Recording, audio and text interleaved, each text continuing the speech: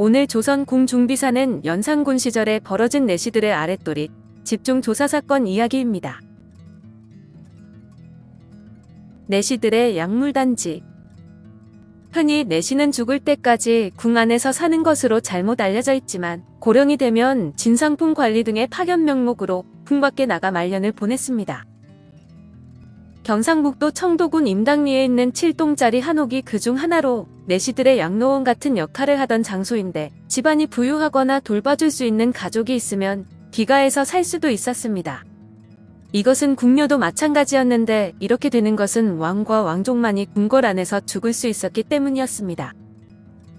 내시들은 환관이 되기 위해 잘라낸 자신의 고환을 잘 말린 후 약물단지에 보관했는데 죽은 후 고환을 다시 몸에 접합시켜 관에 넣어야 다시 사람으로 태어날 수 있다는 속설 때문이었습니다.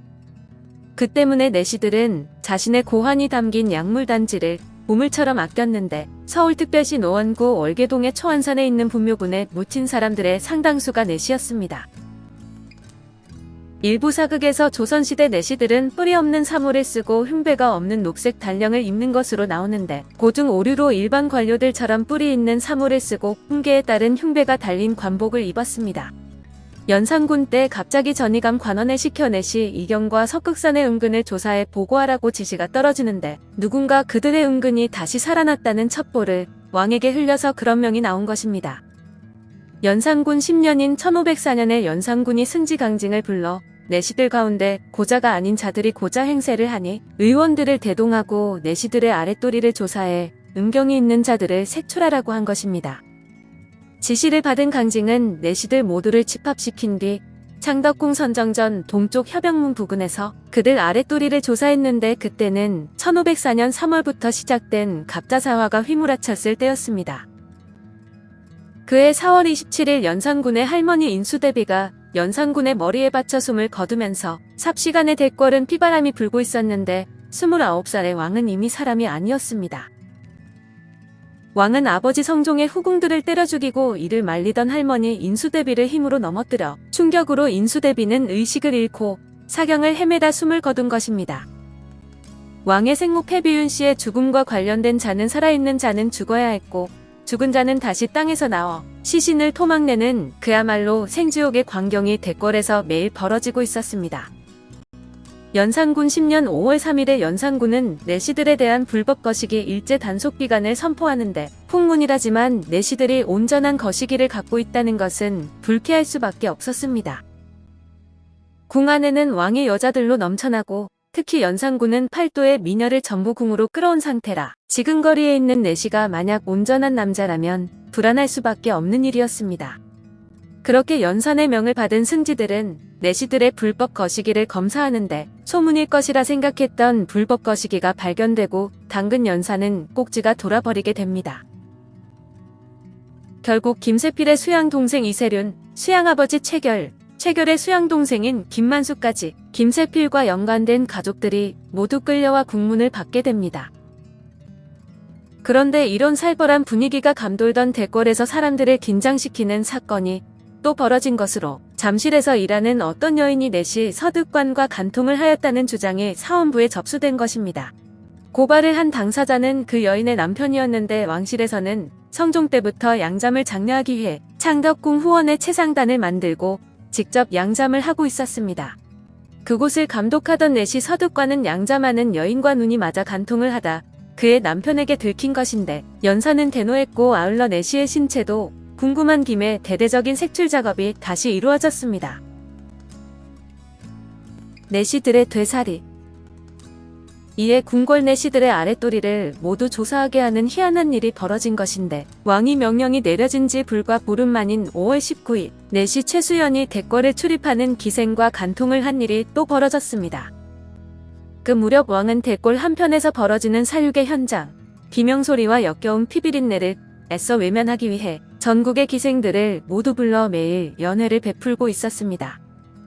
그런 공포와 광기, 유흥의 현장에서 술에 취한 내시 최수연이 얼굴 반반한 기생을 건드린 일이 벌어진 것으로 왕은 내시부 수장 김처선을 불러 내시들이 자꾸 간통 사건에 연루되는 원인을 물었습니다. 김처선은 그들 가운데 일부는 남녀간 욕정의 감정을 느끼는 자들이 있다고 답했는데 고환이 없는데 그런 감정이 일어나냐는 연산의 말에 나이 들어 거세를 한 자들은 사춘기 감정을 알고 있다고 답했습니다. 연산은 김처선에게 지금 모든 내시들을 선정전 앞으로 집합시키라 명했는데 앞마당에 모인 수백 명의 내시들을 정열시킨 후 책을 읽어주는 여자인 책비에게 음란한 책 한 권을 골라 읽게 했습니다.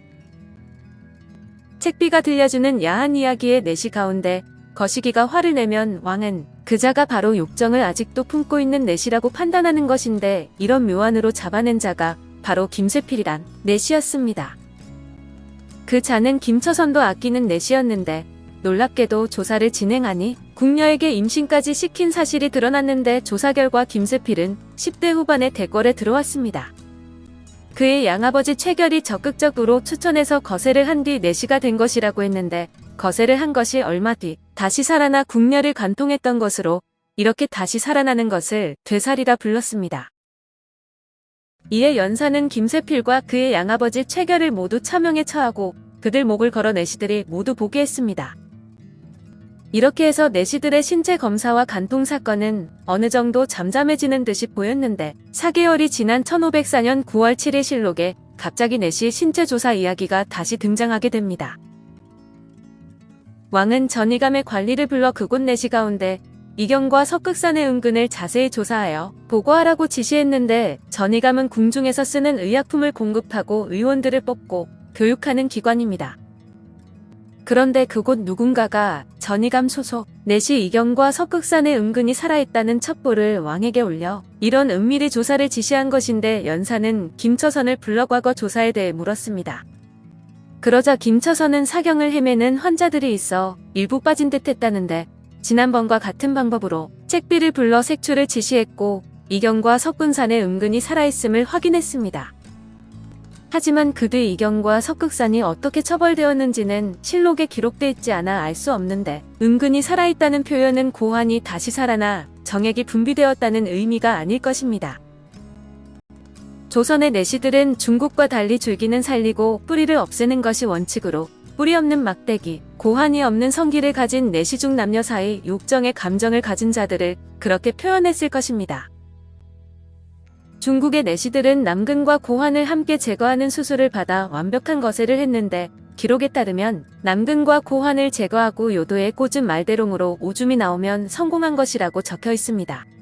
중국 기록을 보면 내시들은 수술 전 혼설하는 동의서를 쓰고 밀실로 들어갔는데 죽어도 상관없다는 서약서를 혼설하고 한 것은 남자에서 여자로 바뀌어 대궐로 시집을 간다는 의미가 있다는 것입니다. 원시적인 마취 방법을 한 후 음란과 음경을 모두 잘라냈고 잘라낸 상처 부위는 찬물에 적신 흰 종이를 덮어 지혈을 했는데 수술이 잘못돼 요도가 막히면 죽는 날만 기다릴 수밖에 없었습니다. 만약 조선의 내시들도 이런 중국의 내시들과 같은 방법으로 거세를 했다면 성기 절단 수술까지 받은 것이니 성행위는 할 수 없었을 것으로 추정되지만 조선의 내시들은 고환은 없지만 성기는 달고 있었습니다. 그래서 자주 내시들이 성범죄를 일으키곤 했던 것인데 호기심 많은 연산군은 내시들의 그것이 어떻게 달려있나 궁금했을 것입니다.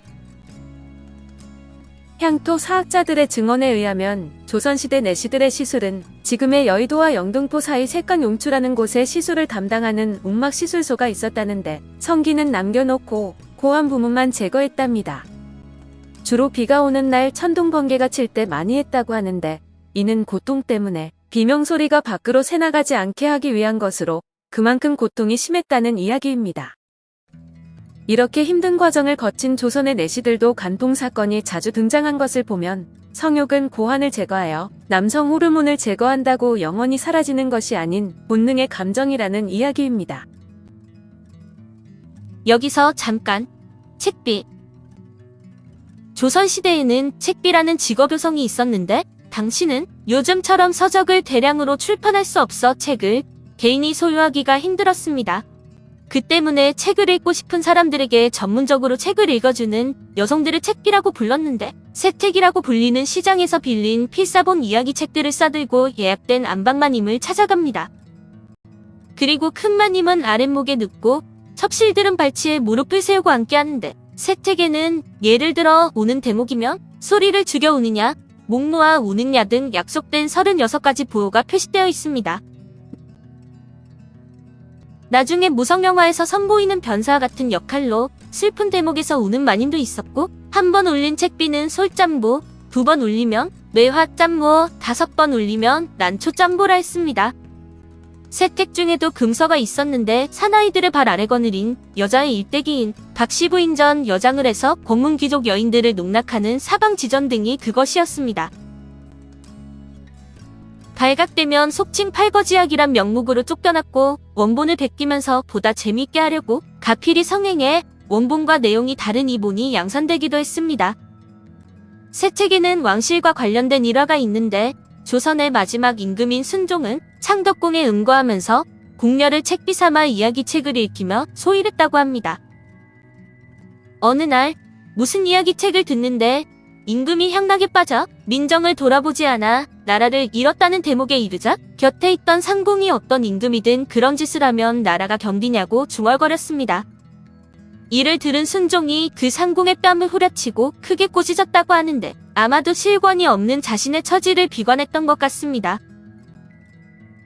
연산시대 권력을 누렸으나 상반된 삶을 산 두뇌시 김자원과 김초선으로 이어집니다.